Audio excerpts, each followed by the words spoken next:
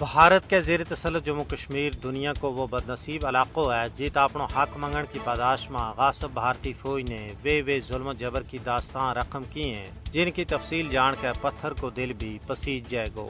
نہ صرف نوجوانوں بزرگاں اور عزت مآب مایاں بیڑا نہ جعلی مقدمات کے تحت بھارت کا وقف بندی خانہ میں تاریخ کا بدترین مظالم تو دوچار کیو جا رہے ہے، بلکہ ریاست کا اندرونی علاقہ میں بھی ظلم و ستم اپنی تمام حداں نہ پار کر گئی ہے۔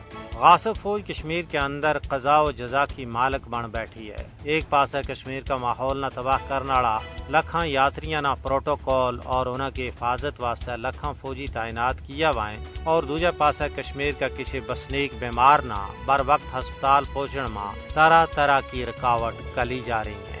بھارت کے زیر قبضہ جموں کشمیر میں قابض فوجیوں کی سنگدلی اور غیر انسانی رویہ کو ایک تازہ مظاہرہ ضلع اسلام آباد میں اسڑے دیکھنے میں آئے جد انہوں نے ایک کار میں ماں باپ کے سنگ سوار کمسن بیمار بچہ نہ ہسپتال جان واسطے رستو دین تو انکار کر چھوڑیو۔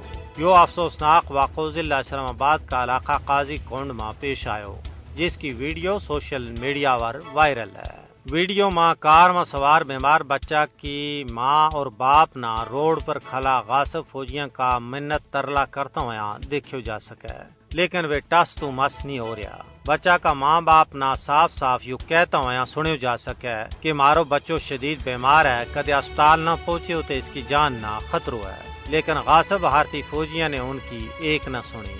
بچہ نہ پچھلی سیٹ پر درد نال کرنجتا ہوا بھی دیکھو جا سکے۔ یہ واقعہ مقبوضہ ریاست جموں کشمیر کا مظلوم و محکوم لوکاں پر قابض بھارتی فوجیوں کا ظلم و ستم کو واضح عکاس ہے۔